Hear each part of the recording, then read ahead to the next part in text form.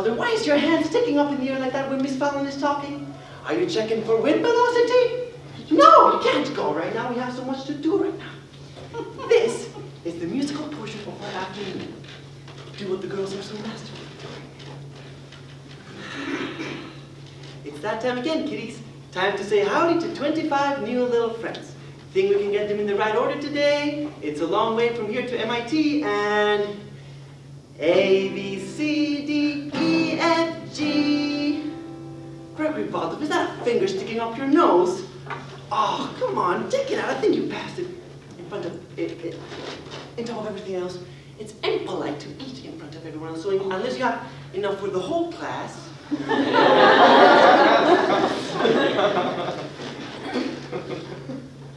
H-I-J-K-L-M-N-O-P.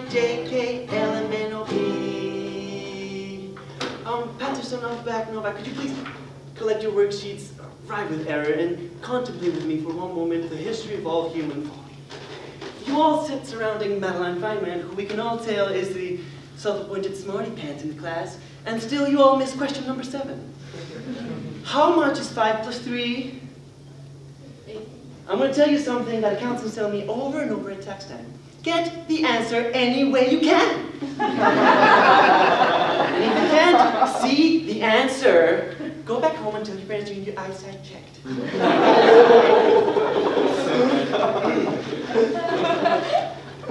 Q-R-S-T-U-V, which brings us to Senor Vasquez Soler.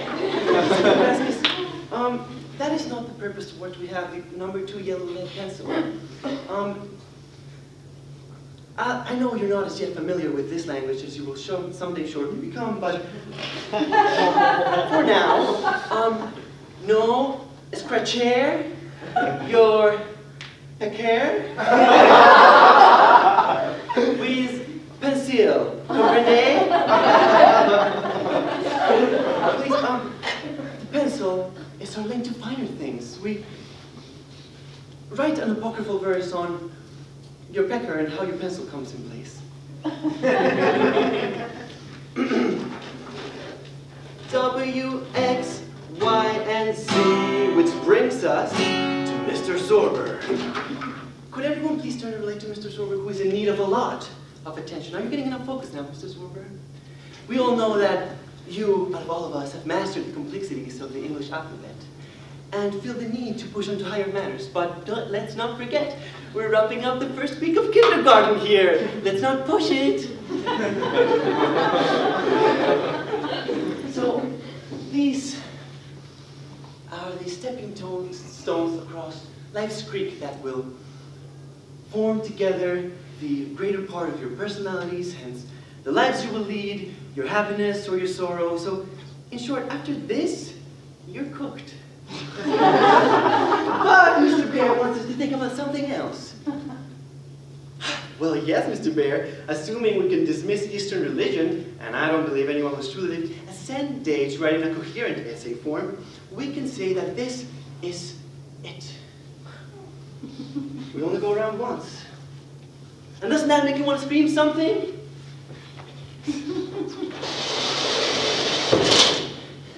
Life is short. Let's get it right. Indeed, let's get it right. You can succeed and you must succeed, because with the right attitude, you can be and you can have anything you want.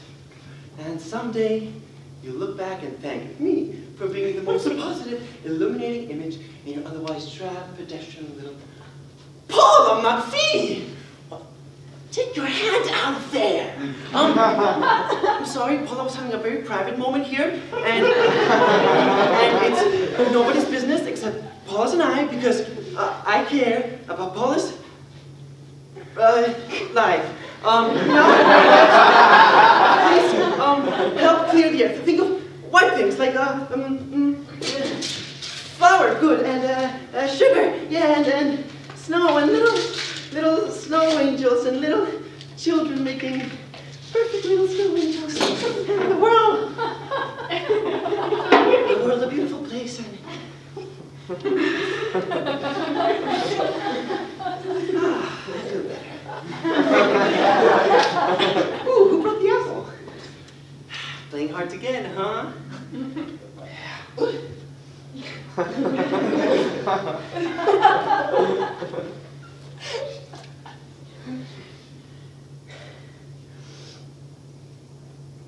Now, if you guys, could you please turn your cell phone off? This is a classroom. You guys, if Miss Fallon could do anything she wanted in the world, what do you think she would do? Win the lottery?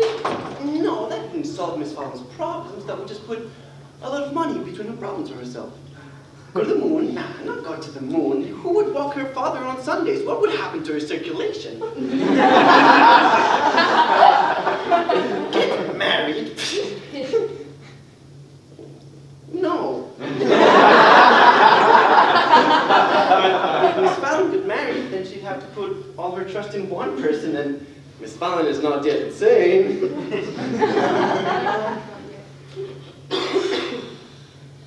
I'm gonna rest my eyes for a bit.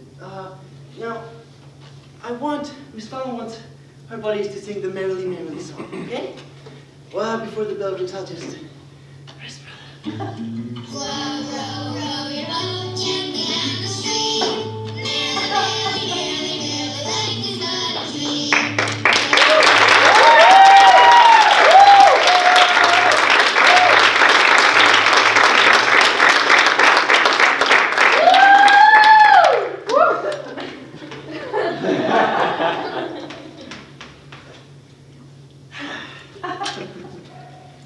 Timothy, no. What is your brandishing? Is that a gun? Give me that gun. No, don't point it at me! Give me.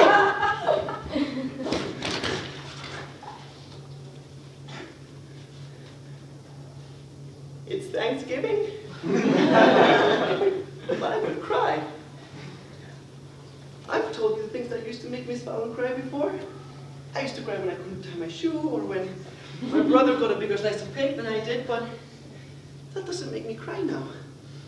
What could make me cry now? Guns! Children with guns! And I could cry now, but I'm not going to do that, because I'm going to hold my emotions and write a letter to your mother, Timothy, asking her if she has stepped back to 1985 with us, and if she could put a little more thought in the metaphor she's putting at ready disposal. But, okay. I'm sorry, Miss Fallon got a little carried away there. Let's go back to the past. I love the past because the past is always there to return to. What were we talking about yesterday? Ah, yes, we came across the Bering Land Bridge behind the Tony Red Man. There's a really interesting theory, this will interest you, Mr. Basselman, that the Indians were actually descendants of the Jews migrating southward. Migrating where? Miami. Where do you go every Christmas?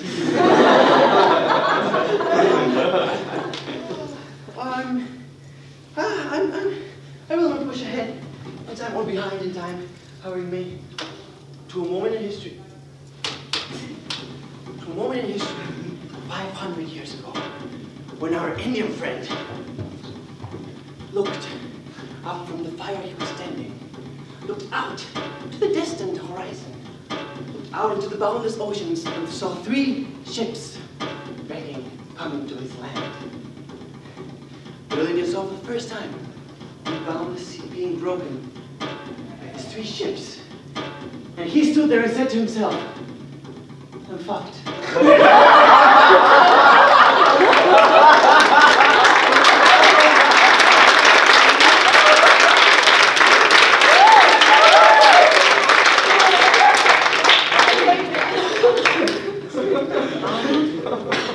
What was the Indian's name? Any name you like. Lance the Indian. You don't think that's Indian enough? See, that's the whole problem in a word. Pigeonholing now, it's to bigger things later on. Who knows what the word bigotry means? Seal?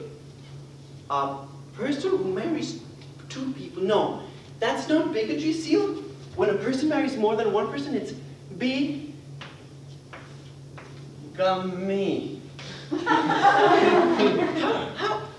How do you know about that word, Seal? Your father is a bigamist? Is he on court now? He's being arraigned today? Oh, I'm sorry, Seal. Are you staying with your mother? Oh, your mother went with the other woman and they're trying to reach the other three in the West Coast. Oh, what does your father work as? Sexual therapy? Coast to coast, huh? How about you come to my house after school, we have some cookies, we can have some turkey or something. After all, it's November, yay! And November makes me think of the Mayflower. Now, that was it. The new world, the Mayflower. If you guys had a chance to go in the Mayflower and get away from Europe, how many of you would have done that? Okay, a bunch of you. How many of you would have stayed in Europe and lived a Europe life? One. Zorber.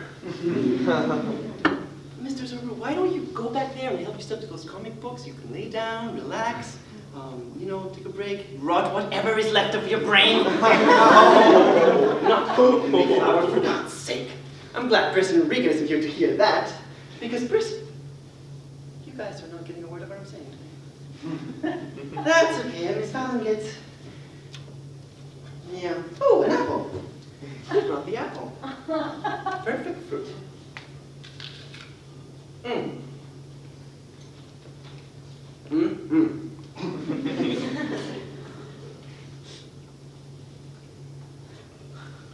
Now,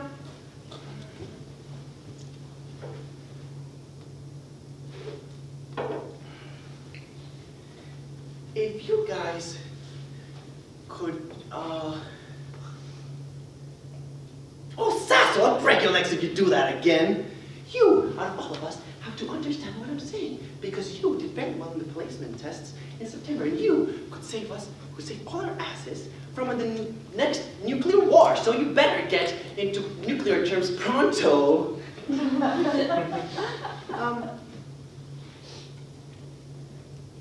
anyone ask me for a nuclear war? No. They just went with it. Better dead than red.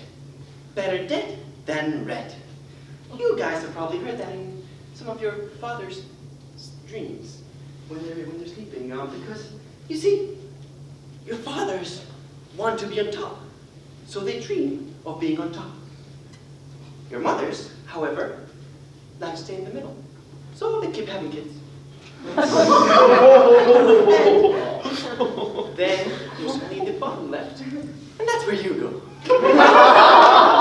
Until someday you grow up and you become a man and you start dreaming of being on top, or you become a woman and you stay in the middle and have children.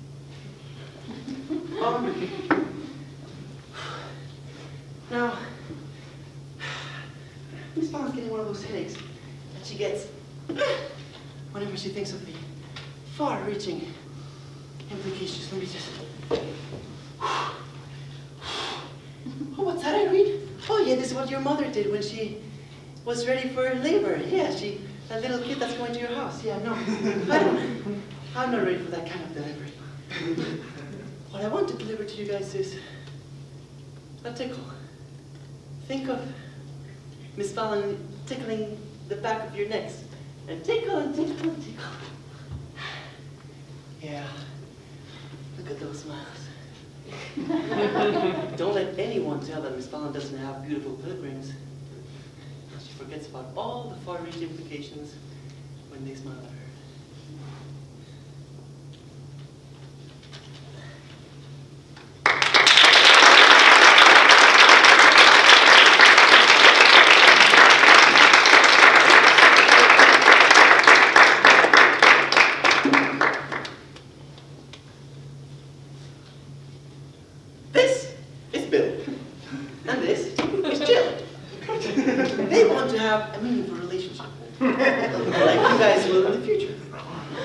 That's why today's class is called psychology, biology, sociology, romance, pop culture, and you.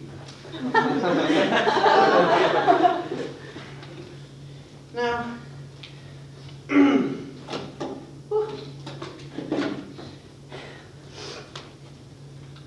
okay, so Sasso, if she wanted your finger in her ear, she could have asked you. She did ask.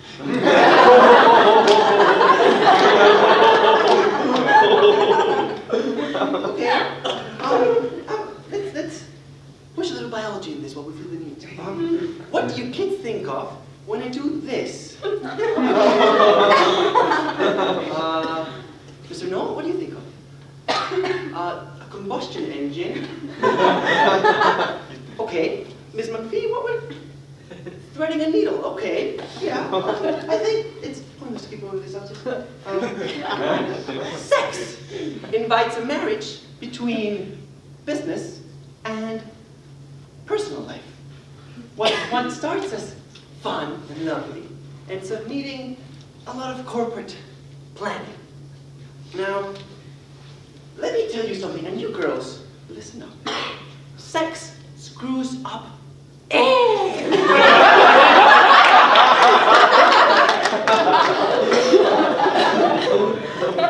It is the best way to make an enemy out of a man you're otherwise having a very nice time. You may wonder why. Because sex leads to other things. You're perfectly meeting someone at random, and you suddenly want to move into their house. How do you think he feels about that? Is he ready for that? So, this is, sex leads to such unmentionable things that I think men think that sex is yucky because it leads to yucky things. And then they are with you, then they have sex with you, and then you become yucky. And then they don't call you the morning after. Okay, take this as an example. Miss Fallon was walking down the street the other day and went to this bar, aptly called the Public Trough, whatever. And she had some drinks. She met this guy called Gregory. And then they... Oh, you little rascals! I'm talking about my most personal private life again. And you know what a savage no Miss Fallon got from the principal the last time that she talked about her most private, inner, personal life.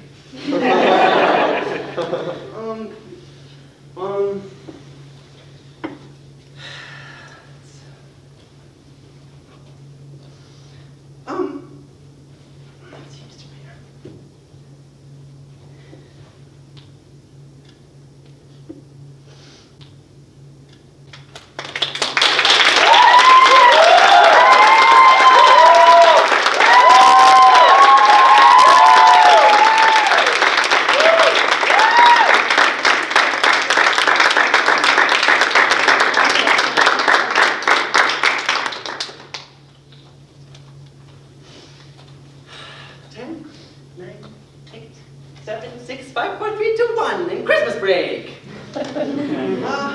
So it's 10 minutes before the Christmas break, and I want to talk about freedom.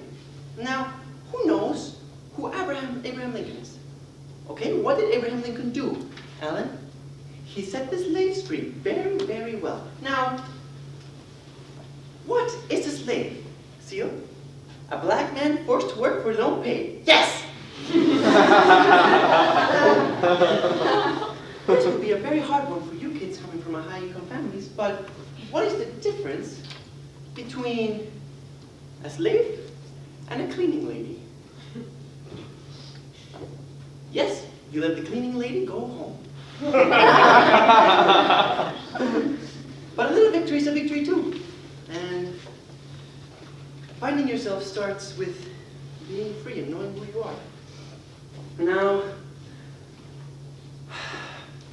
all these questions, before they were free, they had really bad lives, but they didn't have much to think about. One day is kind of bled into the next, and their lives kept going. But after they were free, that's when all the questions started. Questions always start with personal freedom. Now, Take me, for example.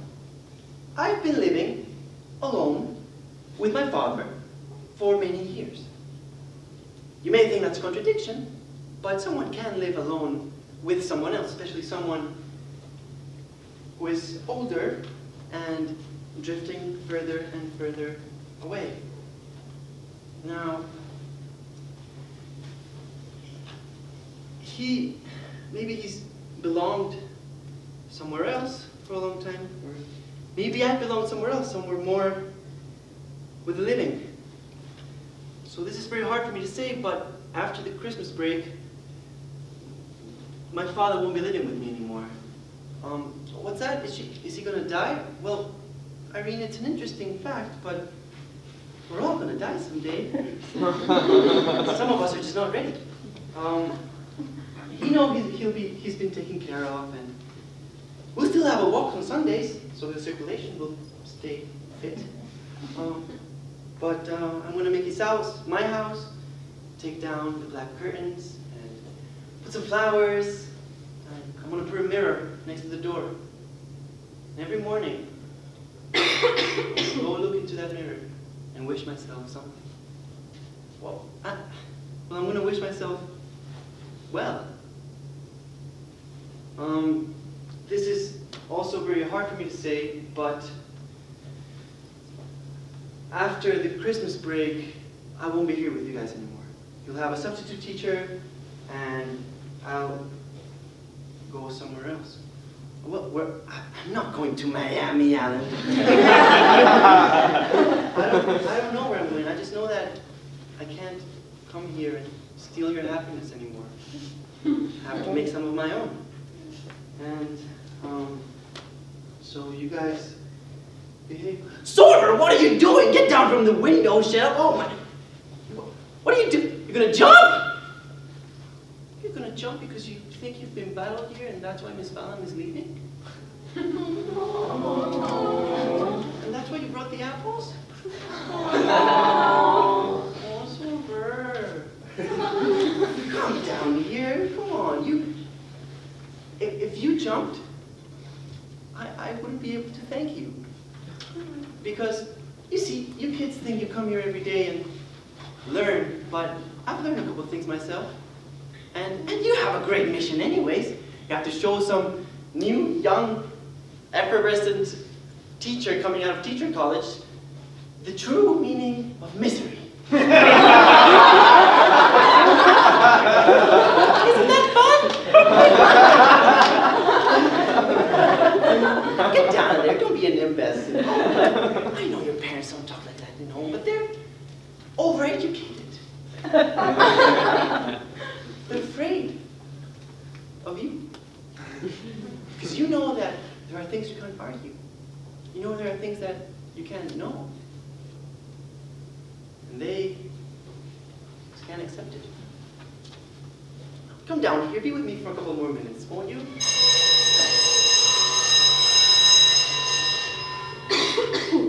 Well, I hope you guys have a very nice break. I hope Santa's good to you. And just remember, none of you owes anyone anything. Anything you owe has been paid in full. Because your skin is soft and your smiles are ready. Nobody owes anything. Goodbye, chicks.